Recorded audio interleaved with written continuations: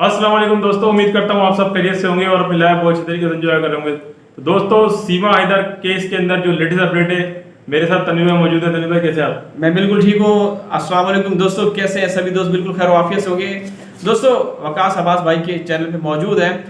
नेपाल से गर्मा गर्म स्पाइसी मसालेदार खबरें आ रही हैं और एपी सिंह सीमा बिल्कुल मतलब जी जी बिल्कुल।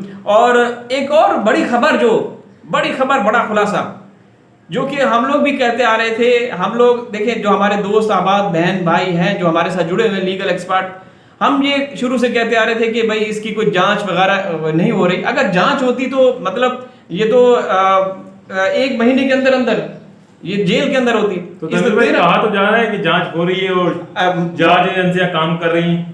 पता नहीं अंदरूनी खाना काम कर रही होगी, लेकिन जो मोमिन साहब ने बड़ा खुलासा किया है नेपाल से, उन्होंने कहा कि यहाँ कोई भी जांच एजेंसी यहाँ तक नहीं पहुंची नेपाल में, ना ही उस होटल में छानबीन की जांच की कि कौन आया कौन कौन रहा, यहाँ पे रुके। एपी सिंह साथ था, सीमा के साथ लप्पू था, या और भी कोई नेता वगैरह थे, कोई कुछ भी नहीं हुआ। आप सभी लोगों ने देखा होगा।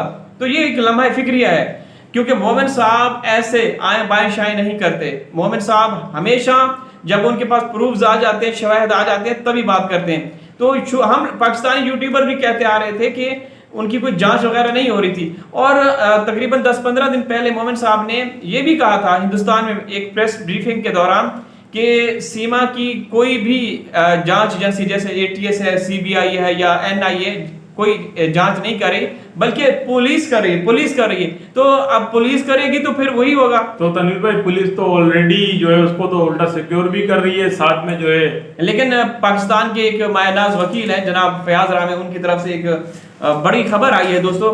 उन्होंने ये कहा है कि जो रबुपुरा के एसएचओ हैं उनको अदालत ने तलब कर लिया है। और अब क्या होगा, उनके साथ क्या होने वाला है, वो आने वाले दिनों में आप लोग देख सकेंगे। जनाब फयाज रामे साहब की भी काफ़ी ताल्लुकात हैं, उनके भी काफ़ी सूत्र हैं वहाँ हिंदुस्तान में। तो उनका ये एक बड़ा खुलासा था वकास भाई। अब रबुपुरा भी शायद, क्योंकि अब चुनाव खत्म हो चुका, सारे अपनी अपनी ड्यूटी पे लगे हुए हैं, तो अब सीमा की भी ड्यूटी जो सीमा को है उनके ऊपर जिन पुलिस कर्मियों की लगाई गई है, तो वो भी शायद अपना काम करेंगे। तो यही कहा जा रहा है कि अब रबुपुरा जो एसएचओ रबुपुरा है उनको अदालत ने तलब कर लिया। और यहाँ तक जनाब फयाज रामे साहब ने इस बात का भी दावा किया है कि अगर जैसे जैसे आगे हुआ कोई बात, मतलब प्रूफ्स हैं कुछ, शायद ऐसे कुछ उनके खिलाफ अगर कोई अदालती मामला आगे बढ़ते हैं तो 5 साल तक की सजा भी उनको हो सकती है। इसको सजा हो सकती है तनवीर भाई, जो रबुपुरा के जो एसएचओ है। रबुपुरा के एसएचओ है। तनवीर भाई देखिए, इस सारे केस के अंदर तो रबुपुरा के जो एसएचओ है वो 100% शामिल है जी। सीमा को जिस तरीके से खुली छूट दी गई है, बुरा वाला भी कह रही है। जैसे कि हमने पहले भी देखा होगा, एक हमारे सिस्टर ने जब इलेक्शन के दौरान जो उसने सचिन ने वीडियो बनाई थी, तो जब रबुपुरा एसएचओ को कॉल करी तो वो सुनने से पहले ही उसने इनकार कर दिया। यानी कि सचिन मीना का नाम सुनते ही उसने कंप्लेन जो है अपडेट नहीं करी, ना उसने कंप्लेन सुनी। उसने बोला नहीं सचिन ऐसा नहीं कर रहा जी। तो इसका मतलब तनवीर भाई यही साबित होता है कि जो रबुपुरा का एसएचओ जो है वो सीमा के साथ तो मुलविस है जी, बिल्कुल तो मिला हुआ है। और जनाब श्री हिमांत प्राशर जी जो कि सीमा के पहले वकील हैं, उनका ये मानना है, हम देखें सबकी रिस्पेक्ट करते हैं, जो हमारे पैनल पे या हमारे चैनल पे तशरीफ लाते हैं, हम उनकी दिल से रिस्पेक्ट करते हैं और वो एक हम उनको बड़ी शख्सियत भी समझते हैं। उनका ये मानना है कि सीमा, जो लोग यूट्यूबर इस तरह की बात करते हैं कि पुलिस कुछ नहीं कर रही, तो पुलिस ने सीमा को अपराधी घोषित किया हुआ है जी। लेकिन अब अगर अपराधी होती तो ये तो हर रोज अपराध पे अपराध किए जा रही है, हर रोज नया क्राइम करती है। लेकिन अब जब से मोमिन साहब नेपाल गए हैं उस वक्त से अब तक थोड़ी सी सहमे से है, खामोशी सी है। तो ये बात बिल्कुल सही नहीं है कि सीमा अगर अपराधी उसको घोषित किया गया तो उसके फिर अपराध तो चल रहे हैं, ये चीज़।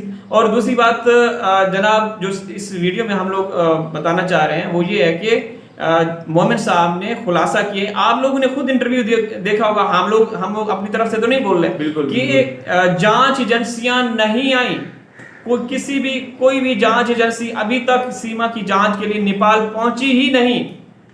तो ये तो जबकि तनवीर भाई 100% इसकी जांच होनी चाहिए थी।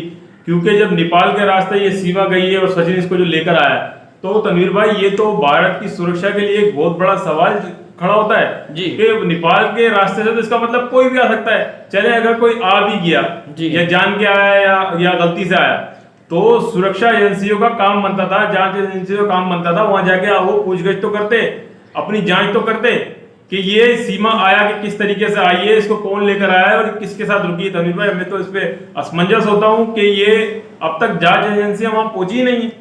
लेकिन ये तो हमने सुना हिंदुस्तान के प्रिंट मीडिया पे भी और सोशल मीडिया पे, मेन स्ट्रीम चैनल पे भी, कि 2 जो उनके सिक्योरिटी ऑफिसर्स थे, बॉर्डर सिक्योरिटी ऑफिसर, उनको सस्पेंड कर दिया गया।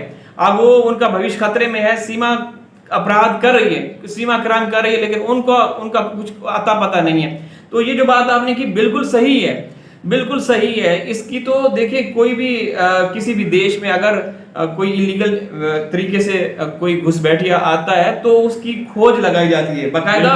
अगर सपोज हमारे मुल्क में कोई किसी देश से आए, तो यहाँ के हमारे जो इदारे, मुतलका इदारे, वो दूसरे देश, जिस देश से आए या जिस देश का उन्होंने चैनल इस्तेमाल किया हो, जिस रास्ते से आई हो, वो सारे रूट्स उनको घाला जाता है, उनकी छानबीन की जाती है। लेकिन मोमिन साहब ने जो बात की, ये एक चौंका देने वाला खुलासा था कि अभी तक कोई भारतीय एजेंसियां यहाँ पे नेपाल नहीं पहुंची और अब इसके पीछे क्या है।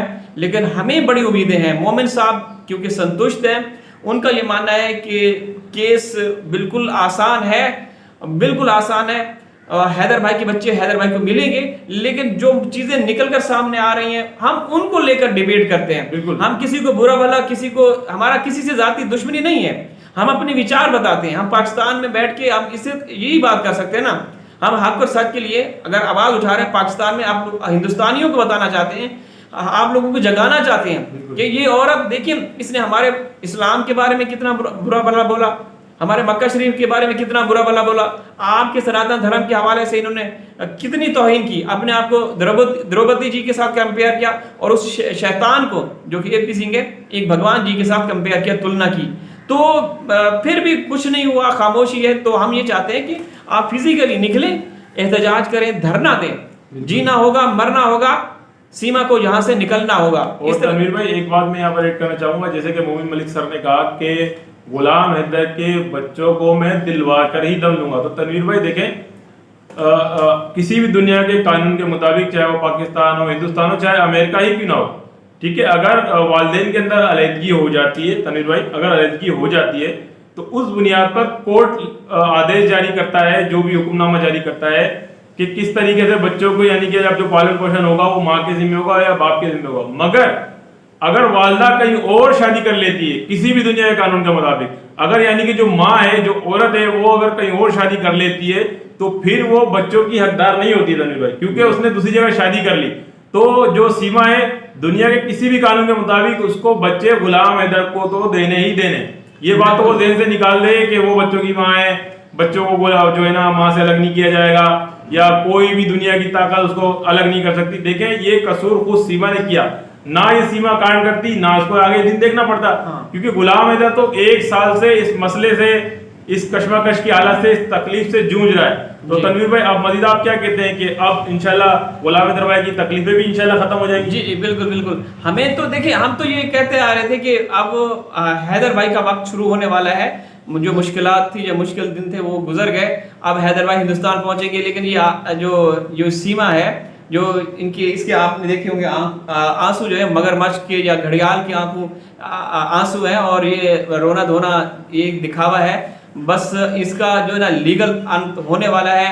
आप लोग, मैं विनती करता हूँ आप लोगों से कि प्लीज कृपया आप लोग मोमिन साहब के हौसले बढ़ाइए, आप लोग मोमिन साहब के हौसले बढ़ाइए, क्योंकि वो बेचारा एक किस तरीके से सब कुछ कर रहा है, और कल उन्होंने सारी चीजें भी बताई कि मुझे कोई लालच नहीं। तनवीर भाई मैं एक बात ऐड करना चाहूंगा, जैसे कि देखें दोस्तों, प्यारे बहन भाइयों, मोमिन मलिक सर को सपोर्ट करने का मतलब सिर्फ और सिर्फ ये कि आप उनकी आवाज बने रहे, क्योंकि वो हक का काम कर रहे हैं, ठीक है, उनको किसी से कोई पैसे की जरूरत नहीं है। मोमिन मलिक सर ने जिस तरीके से बताया कि वो बेलौस होकर बिना लालच के जो गुलाम हैदर भाई केस लड़ रहे हैं, और अब तक उनसे उन्होंने 1 रुपया भी नहीं लिया। देखें दोस्तों, हम आपको बताते चले कि गुलाम हैदर भाई मेरे भी और तनवीर भाई के भी करीबी तौर पर जानने वाले हैं, और वाकई वो गुलाम हैदर भाई हैं।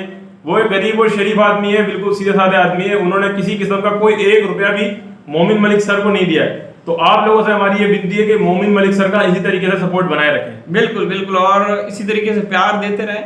और वकास अब्बास भाई का ये चैनल है कि आप लोग अधिक से अधिक सब्सक्राइब कीजिए और अंधाधुंध प्यार दीजिए। हम लोग खुल के खेलेंगे, हम लोग ना झुकने वाले हैं ना बिकने वाले हैं। धमकियां वगैरह ये वो आती रहती हैं, हम किसी के कोई परवाह नहीं, हम अल्लाह से डरते हैं। बाकी हम सीमा का वो आईना आप लोगों को दिखाते रहे हैं, सीमा किस तरह की है, उसका कैरेक्टर चरित्र किस तरह का है। फिर आपके देश में बैठ के जिस तरीके से बदमाशियां कर रही है, आप खुद भी फैसला कर सकते हैं। तो ज़्यादा चाहते हैं। अल्लाह